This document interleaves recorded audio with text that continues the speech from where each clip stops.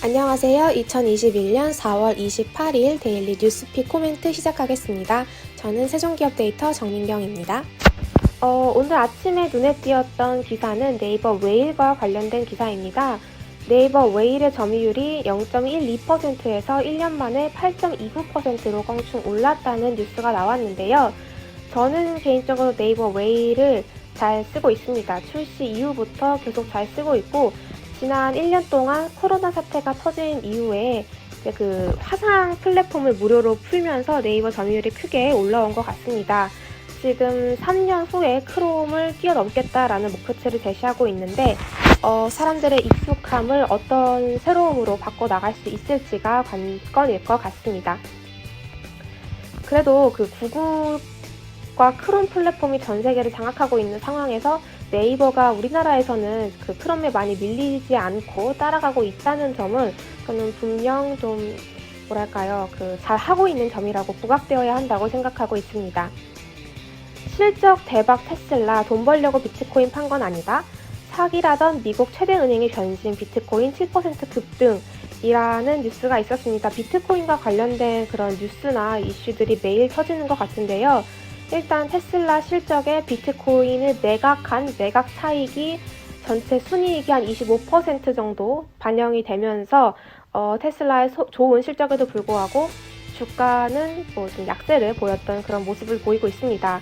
테슬라가 비트코인을 샀고요. 또 비트코인으로 테슬라 차를 살 수 있다고 하면서 코인 가치가 굉장히 많이 상승하였는데 매각을 했다는 거는 투자자들이 봤을 때는 코인 가격을 띄워놓고 고점에서 팔았다라는 그런 모습으로 비춰질 수는 있을 것 같습니다. 일단 정황상은 그러한데 여전히 갖고 있는 물량은 상당수일 것 같습니다. 앞으로 비트코인을 계속 팔아서 유동성을 확보할지 아니면은 코인을 다시 살지는 모르겠지만 어쨌든 이번 테슬라 실적에는 이 코인에 대한 부분이 좀 반영이 되었다는 것, 그리고 탄소 배출권 을 팔아서 이제 이익이 반영되었다는 점이 테슬라 본업이 아닌 일회성 이익으로 잡히면서 실적이 좋았음에도 불구하고 투자자들의 그런 기대에는 못 미쳤던 것 같습니다.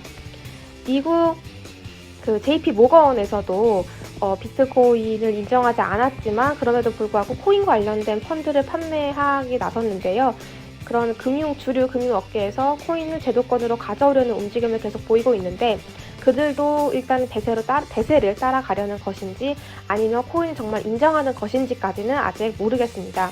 가상화폐가 정말 자산으로서 가치가 있는지에 대해서는 여러 사람들의 그런 의견 수렴이나 조금 더 제도 보완이 이루어져야 할 것 같습니다.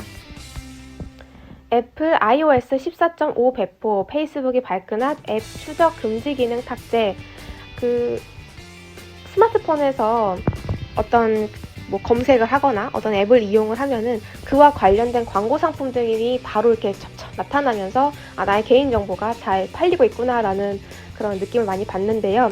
이번에 애플에서 발표한 새로운 그런 iOS 소프트웨어는 이러한 앱 추적을 사용자가 직접 방지할 수 있는 기능을 넣었다고 합니다. 페이스북 등이 크게 발끈을 하고 있는데요. 이로써 만약에 애플 유저들이 앱 추적을 금지하게 되면 광고 생태계에 큰 영향을 미치게 될 텐데 기사 말미에서 지적한 대로 이번 정책이 애플을 새로운 게임 체인저로 바꿀 수 있을지가 관건일 것 같습니다. 정부, 아스트라제네카 접종 거부 차단 비상, 화이자 확보로 접종 기피 확산 우려라는 기사가 있었습니다. 우선협 접종 대상자가 이번에 백신을 거부할 경우에는 11월 이후에 접종 기회에서는 백신을 선택하지 못하게 하겠다고 합니다. 저는 이게 거의 반협박에 가깝다고 솔직히 생각을 합니다. 당연히 좀 더 안전한 백신을 기다렸다가 맞겠다는 그런 의지, 그런 생각이 있는 건 당연한 거고 본인이 굳이 기다렸다가 안전한 거 맞겠다고 하는데 이번에 맞지 않으면 다음번에 선택권을 주지 않겠다라고 하는 거는 이거는 거의 반협박이라고 저는 생각을 하고요. 사실 저희 어머니 역시 장애인 요양보호사로 활동을 하고 있다 보니까 접종 대상자로 포함이 돼서 이러한 그런 정부 정책이 제 개인의 저의 가족에게도 영향을 미치는 것 같아서 좀 예민하게 반응을 하게 되는 것 같습니다. 안전한 백신을 잘 확보를 했으면 이런 문제가 대두되지 않았을 텐데 좀 외교 활동을 잘 해서 안전한 백신을 잘 들여왔으면 좋겠네요. 이미 미국과 영국에서는 마스크를 벗는 또 이스라엘에서도 마스크를 벗고 생활을 하고 있는데 정부의 방역이 잘 이루어지고 있는지는 잘 모르겠습니다. 제발 안전한 백신을 잘 들여와 줬으면 좋겠습니다. 오늘 아침 뉴스픽을 마쳤고요. 문자를 살펴보겠습니다. 일단 전일 뉴욕 증시는 큰 특이사항 없이 혼조세로 마감되었고요. 테슬라 같은 경우에는 방금 말씀드렸다시피 주당 순이익이 시장 예상치를 상회하였지만 비트코인 차익이 반영되었고 탄소 배출권 그런 판매 금액이 반영되었던 이유로 전일 대비 4.53% 하락 마감하였습니다. 금리가 계속 올라가고 있는데요. 연준에서 FOMC 정례회의 결과 발표를 앞두고 있다 보니까 지금의 금리 상승은 이제 일시적이 아니라 이제 정말로 인플레이션을 반영하고 있는 것이라는 의견이 나오고 있는데 FOMC에서 어떤 이야기를 할지 4월이 어떤 그런 정책이나 의사를 밝힐지가 또 앞으로의 그런 시장의 판단함에 있어서 주요 변곡점이 될 것 같습니다. 네, 전일 업로드된 보고서는 PI 첨단 소재 그리고 삼성 SDI입니다. 삼성 SDI는 이제 실적 발표를 했고요. PI 첨단 소재 역시 마찬가지인데요. 일단 두 회사 모두 1분기에 좋은 실적을 냈습니다.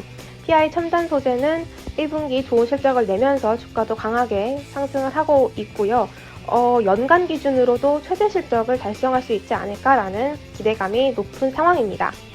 SDI 역시 1분기 매출 중에서는 가장 좋은 실적을 기록했습니다.